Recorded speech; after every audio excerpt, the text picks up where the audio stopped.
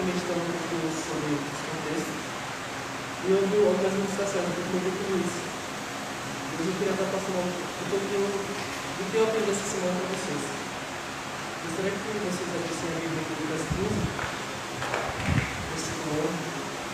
Quem achar a está lendo?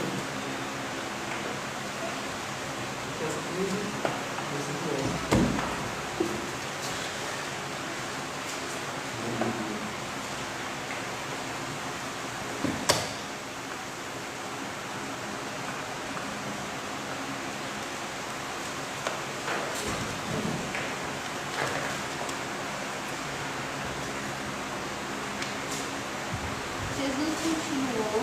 Jesus continuou. O homem tinha 2 filhos.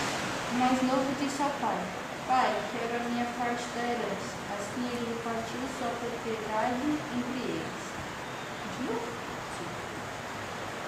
Não muito tempo depois, o filho mais novo reuniu tudo o que tinha e foi para uma região distante. E lá desperdiçou seus bens vivendo irresponsavelmente. E depois de pegar tudo, houve uma grande fome em toda aquela região e ele começou a passar necessidade. Por isso, foi empregar-se com um dos cidadãos daquela região, que o mandou para o seu campo a fim de cuidar dos porcos. Ele desejava encher o estômago com as vagens e alfarrobeira que os porcos comiam, mas ninguém lhe dava nada. Caindo em si, ele disse: Quantos empregados de meu pai têm comida de sobra e eu aqui morrendo de fome? Eu me porei a caminho e voltarei para meu pai e lhe direi: Pai, pequei contra o céu e contra ti. Não sou mais digno de ser chamado teu filho. Trata-me como um dos teus empregados. A seguir, levantou-se e foi para seu pai. Estando ainda longe, seu pai o viu cheio de compaixão, correu para seu filho e o abraçou e o beijou. O filho lhe disse: Pai, pequei contra o céu e contra ti. Não sou mais digno de ser chamado teu filho. Mas o pai disse aos seus servos: Depressa, tragam-me a melhor roupa e vistam-me. Coloquem um anel no seu dedo e calçado nos seus pés. Tragam um novo de gordo e matem. Vamos fazer uma festa e alegrar-nos. Pois este meu filho estava morto e voltou à vida. Estava perdido e foi achado. Começaram a festejar o seu regresso.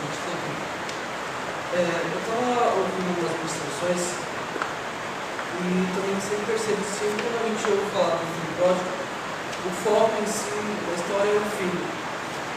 E a gente traz isso para nossas vidas. E a gente às vezes está nos braços do pai, vai sentindo necessidade, assim, parece que tem algum vazio e a gente tenta preencher fazendo alguma coisa. E a gente pede as coisas para o pai, assim o pai entrega, colocar assim no caso esse jovem, o pai entregou tudo que a herança dele e ele partiu para uma terra distante. Ali ele conheceu vários jovens e a gente vê que ele gastou tudo. Tudo que ele tinha, todo o prazer que ele achava que ele estava faltando no pai, ele quis gastar e conseguiu temporariamente. Mas com o tempo foi passando, o dinheiro foi se acabando, as pessoas, os amigos que estavam dele por causa do dinheiro foram embora e ele ficou com fome, ficou sozinho naquela cidade. Mas algo que me chamou muita atenção assim, não foi a atitude desse filho, porque isso a gente sabe como os jovens têm as vontades tal, mas o que me chamou mais atenção foi o pai. O pai sempre sabe a nossa necessidade, mas aqui eu vejo que como se fosse o pai, ele falou: vou soltar um pouco o filho, sabe? Assim o filho pediu, o pai entregou. Ele foi, passou um tempo, o filho falou: vou traduzir como fosse a gente falando. Agora eu perdi tudo, eu estou só aqui sozinho, eu desonrei o nome da minha família, o nome do meu pai, e os trabalhadores lá da minha casa estão melhor que eu nesse momento. Eu que sofri, eu estou nessa necessidade. E eu fiquei pensando, eu falei: imagina o pai. O pai deu tudo para o filho.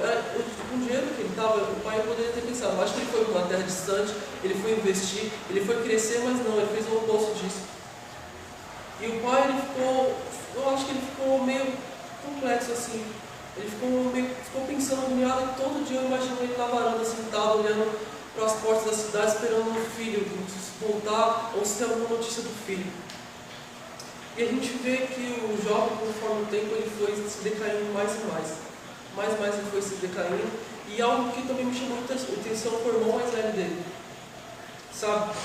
O irmão mais velho dele estava com o pai.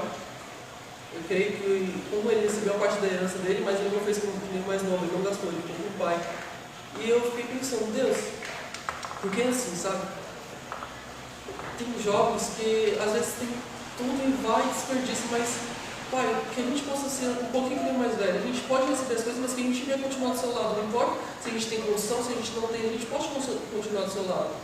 Porque o Ali, o mais velho, ele também recebeu herança, mas ele não teve essa atitude de sair e gastar, mas ele continuou lá com o pai, continuou trabalhando, continuou cuidando das coisas do pai. Aí eu penso, aí encerrar a parte que ela entendeu e falou assim, vamos ver novamente.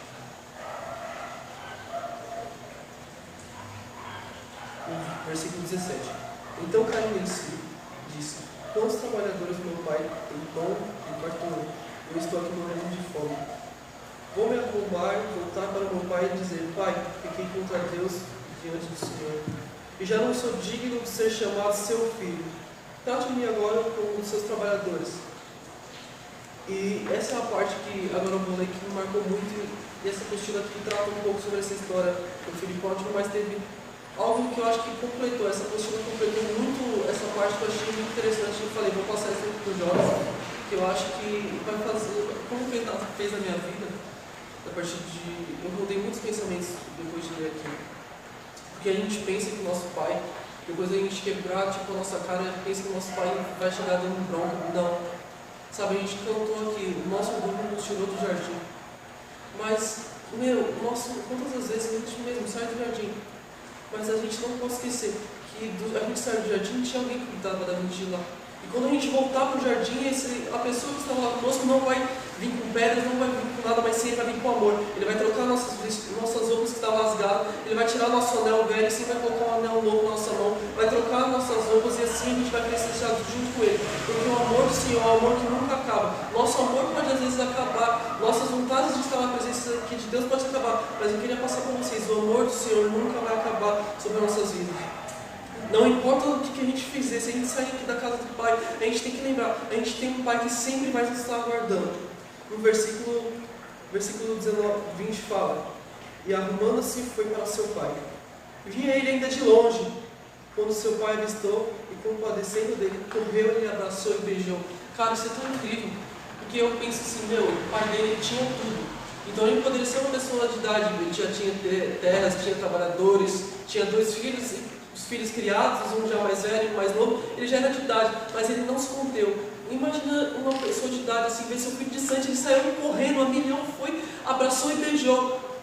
E imagina um senhor, por exemplo, fez isso. Imagina o nosso pai que sempre está do nosso lado cuidando de nós, o que ele não é capaz de fazer pela nossa vida, sabe? Eu vou estar lendo um pouquinho dessa apostila. Enquanto aquele jovem se arrastava de volta para casa, um passo pesado de cada vez, ele se apavorava com a ideia do momento que ficaria face a face com o pai. Ele estava muito preocupado com a maneira que o pai reagiria na sua vida imatura e negligente. Não tinha certeza quanto à maneira como se explicaria quando seu pai lhe perguntasse o que havia feito com todo o dinheiro que lhe dera. Enquanto isso, o pai estava sentado na frente da varanda da casa, com os olhos apertados, focados na direção quando seu filho havia partido. Todos os dias ele ficava sentado ali olhando, desejando, esperando, aguardando o dia que seu filho retornasse. Finalmente ele viu o seu filho voltando. No horizonte ele viu. E o homem idoso não conseguiu se conter. Levantou e assim levantou, correu para receber seu filho de volta. Sabe? Às vezes a gente pode até ter saído da presença de Deus, mas o Espírito Santo, Deus, a gente pode ter feito milhões de coisas, mas Ele nunca desistiu de nós. O mesmo jeito que a gente partiu, a mesma porta que a gente partiu, o Espírito Santo está lá. O Espírito Santo, Deus, eu penso assim, Deus, a gente pode sair da presença dEle, mas Deus Ele sempre vai estar atrás de nós. Sabe, a gente somos filhos, a gente somos tão amados, às vezes a gente não tem noção disso, mas o Espírito Santo, Deus tem um amor tão imenso pela nossa vida. Às vezes a gente fizemos coisas que a gente fala, será que Deus vai me perdoar? Mas a gente queria passar para vocês que a gente tem a convicção que o amor do Senhor nunca vai se esfriar nas nossas vidas. Sabe, a gente pode perder o amor. Como eu falei, perder o amor de estar na presença de Deus, perder o amor de estar aqui, perder o amor de ter comunhão, perder o amor com tudo. Mas o único amor que nunca vai se apartar da nossa vida é o amor de Deus pela nossa vida. Reconciliação, aceitação, perdão e misericórdia. O pai não estava irado, ele não estava julgando seu filho, ele não estava amargurado nem vingativo. Ele é um bom pai, cheio de compaixão pelos filhos que ama. Sabe? Eu falei, Luiz, eu não vou ser muito longo. Eu falei brincando, eu marquei aqui tipo 2 linhas. E eu falei assim, o foco dessa passagem vai ser o pai. Muitas vezes a gente pega e fala do filho, o filho foi e gastou, mas a gente percebeu uma coisa, a gente pode ter feito todas as coisas, mas o pai nunca abriu mão do filho. O pai sempre esteve lá esperando o filho. Não importa as pessoas, imagine as pessoas daquela cidade julgando, nossa, seu filho foi, gastou tudo isso, fez um monte de coisa de errada, mas você ainda aceita. Eu imagino o pai falando, eu ainda aceito, porque eu ainda amo, eu ainda vou cuidar dele, eu creio que ainda ele vai fazer muitas coisas, vai honrar a sua família, vai voltar a fazer o que ele fazia, e ainda vou colocar um anel no dedo dele, e vou fazer uma nova aliança com ele, porque pois ele é meu filho, eu o amo e nunca vou abandonar. Sabe, é tão incrível isso, porque a gente vê uma passagem de um pai. Mas, como posso falar? A gente vê a passagem de um pai. Às vezes nós mesmos, a gente pode ter se frustrado. A gente saiu assim, a gente tem uma certa visão de um pai, meio que um pai bravo, como eu falei aqui, um pai amargurado. Mas queria mostrar para vocês que nosso pai nos ama tanto. O nosso pai nunca vai chegar quando você falar, pai, eu preciso de um pão, ele nunca vai te dar uma pedra, assim ele vai te dar um pão. Ele vai cuidar de você, ele vai trocar as suas vestes, ele vai te abraçar. Tudo que a gente precisa fazer simplesmente é se entregar, sabe? Se entregar. Porque a partir do momento que a gente se entrega a esse pai que nos ama, ele vai tratar, ele vai cuidar, ele vai fazer o que a gente menos, que na verdade não que menos espera, mas sim ele vai suprir tudo que a gente precisa. Tudo que a gente precisa. Porque o amor do nosso pai é imenso, imenso. Não importa as coisas que a gente fez, ele sempre vai continuar nos amando, sempre vai continuar nos amando. Amém? Amém? Amém. Amém, irmão? Alguém quer comentar alguma coisa? Ninguém? Quer comentar lá? Pode comentar? Pode, claro. Você falando de pai, eu escrevi um negócio aqui, e muitas das vezes a gente, com atitudes como a desse rapaz, como a que esse rapaz teve, a gente coloca o Senhor como insuficiente na nossa vida. Porque se você for ver, esse rapaz ele tinha tudo. O pai entregou a herança que ele tinha, falou, pai, gasta, você quer, então vai e faz.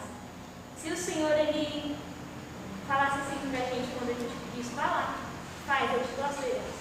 Só que quando a gente voltasse na nossa atitude, o Senhor ele fosse mais rígido. E ele olhasse pra gente e falasse assim, você não tem mais parte da herança. Porque eu já te dei o que você tinha, você não soube usar. Você gastou o que você podia. Se o Senhor ele fosse rígido, se ele tivesse nosso pensamento, com certeza ele ia agir dessa forma. Porque quantas vezes em atitudes a gente mostra que o Senhor, que tudo aquilo que o Senhor nos deu já, porque só a morte de cruz dele já é muita coisa, ele não precisaria nos dar mais nada. Mas todos os dias a gente sempre fala para o Senhor que ele é insuficiente. Porque todos os dias a gente quer provar o que o mundo tem a nos oferecer, se Jesus é o que basta. Ele estando na nossa vida é o que basta, a gente não precisa de mais nada.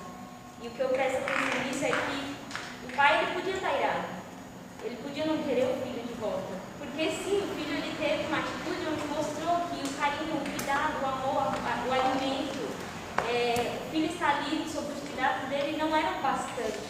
Então imagine você sendo um pai, um filho olhar para você e falar assim, tudo que você teve, todo o tratamento que você teve comigo até hoje não foi suficiente. Então agora eu vou sair, eu vou viver a minha vida, eu vou fazer o que eu quero. Se eu fizesse isso com a minha mãe, com certeza quando eu chegasse ela ia me dar uma baita de uma porrada, ou ela simplesmente não ia me querer de volta,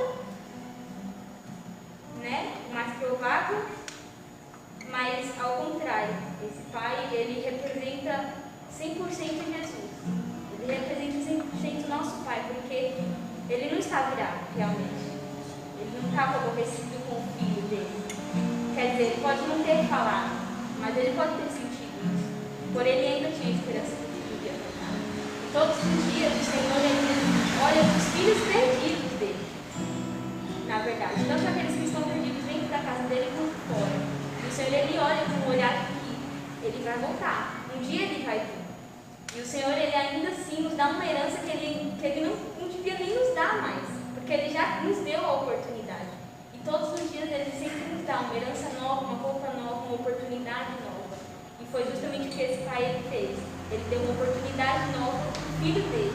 Ele deu uma oportunidade nova para o filho dele entender que aquilo que ele tinha ali era o suficiente. Que ele não precisava conhecer o mundo, que ele não precisava conhecer as coisas que o mundo tinha a oferecer. Porque o que ele tinha ali já bastava. Então, o que eu quero dizer é que a gente tem que pensar muito antes de querer experimentar as coisas do mundo. Né? Por causa que isso se entristece também ao coração de Cristo. Às vezes ele pode não falar, às vezes ele pode não nos demonstrar. Mas isso entristece o coração de Cristo, porque é como se eu estivesse olhando para ele falando: você não me basta, você não é o meu suficiente. Eu ainda preciso de mais coisas. E a palavra do Senhor é ao contrário, ela diz que Ele é o suficiente, Ele basta, Ele preenche tudo. Né? Então que a gente não venha perder isso dentro de nós e que a gente venha ensinar pessoas a ter esse mesmo olhar, que Jesus é o que basta. Que a gente também venha trazer pessoas que um dia se encontraram na casa do Pai, que hoje elas infelizmente não estão. Mas lembrar para elas que todo tempo o Pai está de braços abertos, Ele está esperando. E que Ele não é um Pai rancoroso, um Pai bigão, que vai, sabe, puxar a orelha, né? Mas Ele vai cuidar primeiro de você. Obviamente, depois você vai ter umas bronquinhas pelo que você fez, mas primeiro Ele vai cuidar. Ele vai amar, Ele vai demonstrar o amor dele. Então, que a gente entender isso, Ele é o suficiente, Ele basta, e a gente não precisa de absolutamente mais nada. É só Ele. E algo que, eu também vou falar, algo que é muito marcante é o filho mais velho, sabe? A gente também pode ter um pensamento dessa palavra sobre a igreja. A gente está na igreja, o jovem sai e fica sempre, por exemplo, fica assim, fica o mais velho. O mais velho ele já estava na presença do pai, mas a gente vê que depois ele fala: pai, mas o Senhor nunca me deu um animal para me festejar com meus amigos. E sabe que isso é algo que eu acho marcante também. Ele sempre esteve na presença dele. Ele não precisava de mais nada, ele já estava na presença do Pai. Ele tinha tudo. Às vezes ele estava tão automático de ir servir, descansar. Ele não desfrutava das coisas que o Pai tinha para ele. E quando o mais novo chegou, em vez de ele: nossa, meu irmão voltou, vou me alegrar. Não, ele falou: pai, mas eu nunca pude fazer isso, porque ele pode fazer. E sabe, a gente está na presença do Pai, a gente pode fazer imensas coisas. O amor do nosso Pai é imenso. Às vezes a gente não desfruta isso porque a gente vem na igreja no mecânico. Não, vou na igreja, vou sentar, se ajoelhar, orar e vou embora. Vou fazer isso, ouve a palavra e vou embora. Mas sabe, que a gente possa agora, depois desse dia, creio que essa palavra eu estou no coração de vocês, mas que a gente possa vir com outro pensamento. Eu estou na presença do meu Pai. Foi tão. Sexta-feira, na minha oração, foi algo tão incrível. Eu sentei ali no canto do momento, fiquei só de olho fechado, sabe? Você sente o Espírito Santo te abraçando, você sente o amor. Sabe, você está na presença de Deus, você não precisa de mais nada. Simplesmente você só desfruta desse amor. E a gente pensa: mas Deus, eu não posso fazer isso. Cara, você pode fazer imensas coisas na presença de Deus. Simplesmente começa a fluir na presença de Deus, que é algo incrível. Sabe, eu estou muito feliz hoje, porque a semana passada, no momento que a gente foi orar, que eu orei na comunhão, eu queria passar agora para vocês, que eu fiquei pensando na semana, eu falei: Deus, se for mesmo o Senhor, confirma, sabe? E que a gente falei: pai, que semana que vem nessa mesa, pai, possa ter mais pessoas, e a gente vê mais pessoas, a gente fica feliz, porque a gente vê que a mesa com alva é algo que não é só para 3, 4, mas sim é para várias pessoas. O Renato falou que tem pessoas que a gente nem conhece que estão assistindo isso. Sabe, é algo tão incrível. Eu queria falar para vocês: na presença de Deus você pode fazer imensas coisas. Simplesmente sinta esse amor. Esse amor quebra muitas barreiras, sabe?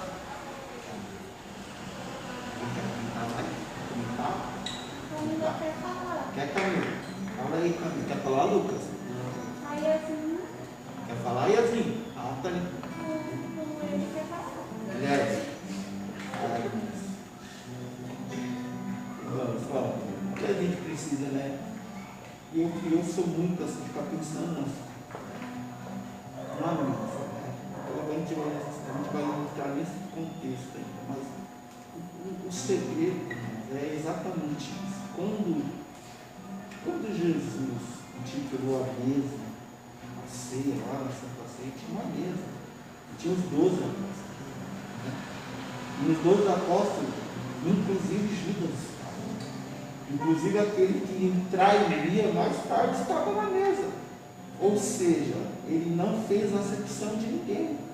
Então, o grande segredo da nossa vida é assim, que Cristo, o papel de Cristo é sempre atrair alguém para a presença do Pai.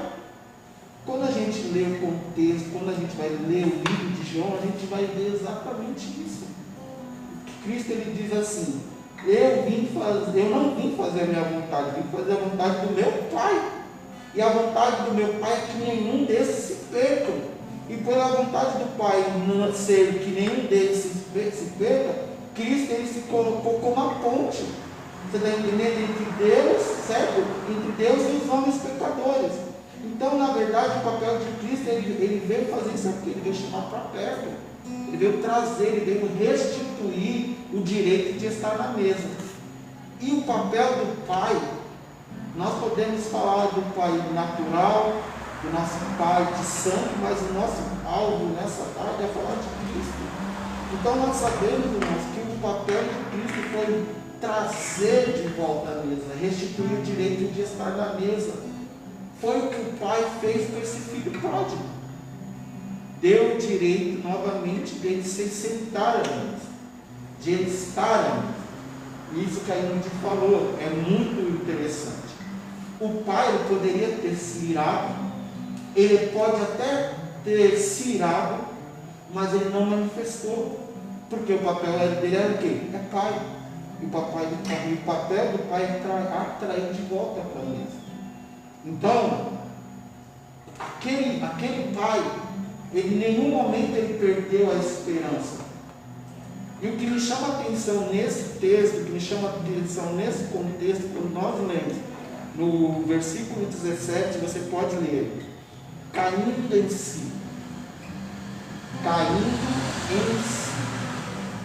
Então, nós sabemos que ele saiu da presença do Pai, ele saiu da casa do Pai, ele saiu da segurança do lar, ele saiu da segurança da família, ele saiu do conforto da família. Ele foi viver a vida dele, ele achava que ele tinha que viver aquela vida dele. Só que a palavra está falando que ele cai em si.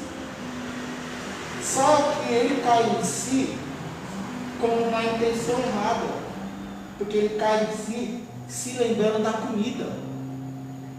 Ele não estava se lembrando do amor do Pai, ele estava se lembrando do alimento que os empregados estavam comendo, e ele, enquanto isso, comendo as comidas dos porcos. E muitas vezes nós somos assim.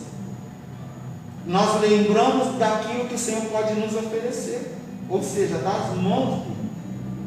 Muitas das vezes nós só lembramos do Senhor, aleluia, quando nós enxergamos a mão, aquilo que ele pode oferecer.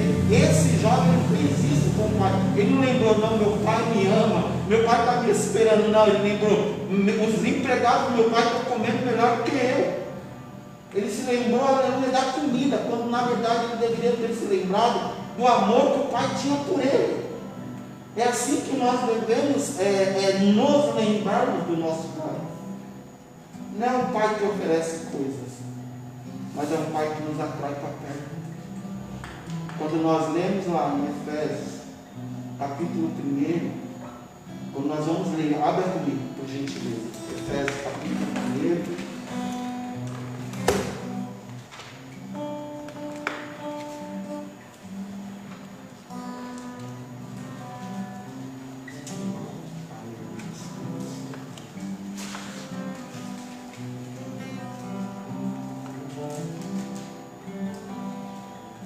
Bendito, versículo 3, bendito seja o Deus e Pai de nosso Senhor Jesus Cristo,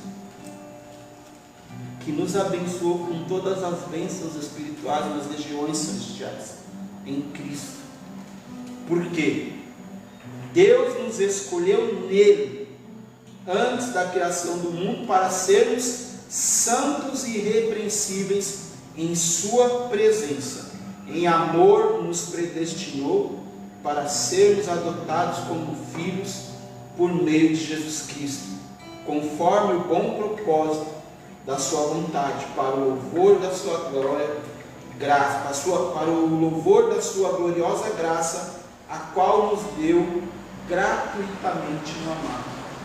Então, o que nós precisamos entender é, enquanto nós lembrarmos do Pai simplesmente pelo aquilo que Ele pode nos oferecer, o nosso coração nunca vai se aproximar da sua vontade perfeita, do seu propósito perfeito.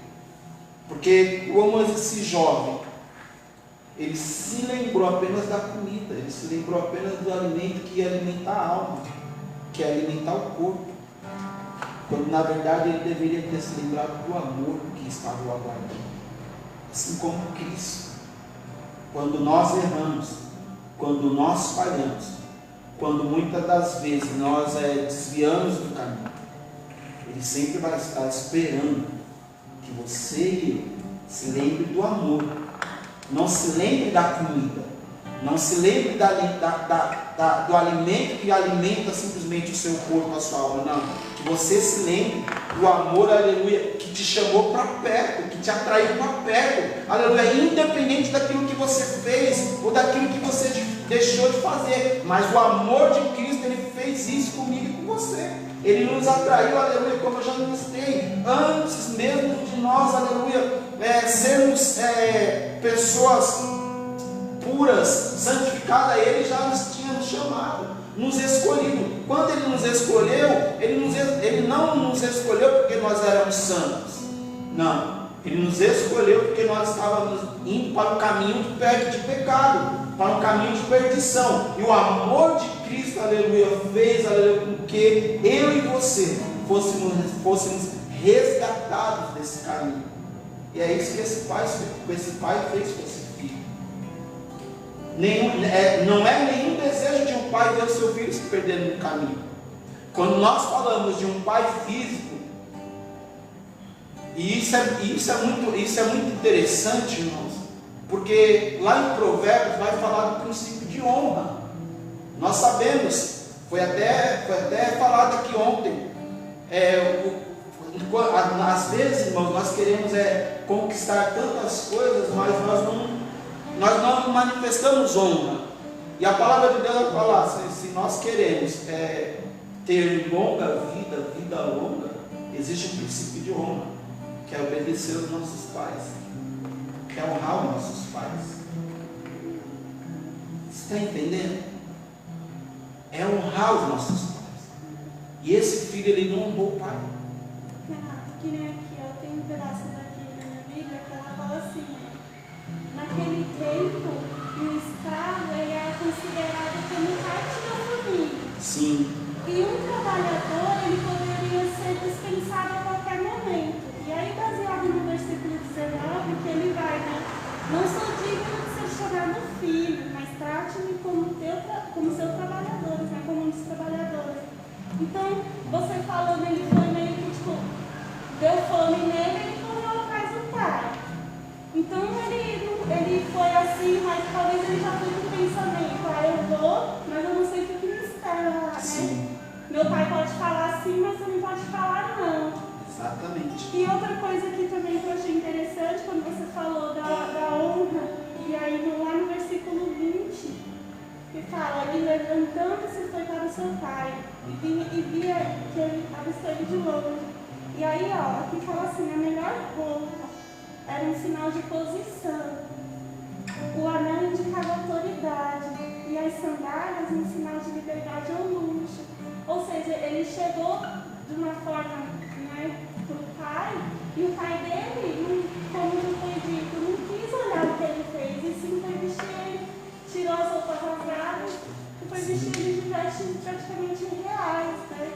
Achei muito legal essa parte aqui que diz, né? Aí, acho que é isso. Essa parte que me chamou mais a atenção.